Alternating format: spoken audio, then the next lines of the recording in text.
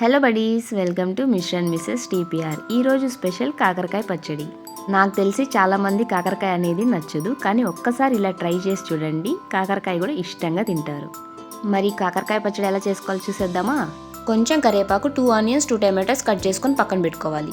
చిన్న పీసులుగా కట్ చేసుకున్న కాకరకాయలు ఉప్పు పసుపు కలుపుకున్న నీళ్లు వేసేయాలి. తర్వాత కొంచెం చింతపండు అనేది నానబెట్టుకోవాలి. నెక్స్ట్ పచ్చడి కోసం కడాయి పెట్టుకొని కరివేపాకు, మినపప్పు, ఆవాలు వేసేసుకొని వేపుకోవాలి. తర్వాత నీళ్ళన్నీ వంచేసుకున్న కాకరకాయ వేసేసుకొని బాగా వేగిపోయాక ఆనియన్ కూడా వేసేసుకోవాలి. ఆనియన్ కూడా బాగా వేగాక టమాటో కూడా వేసేసుకోవాలి. అన్నీ బాగా వేగాక చింతపండు రసం వేసేసుకొని 1 స్పూన్ కారం, 1 స్పూన్ సాల్ట్, 1 స్పూన్ ధనియాల పొడి వేసేసుకొని 1 స్పూన్ ఆయిల్ వేసుకొని బాగా కలుపుకోవాలి. లాస్ట్లో కొంచెం చక్కెర వేసుకుంటే చేదు అనేది ఉండదండి.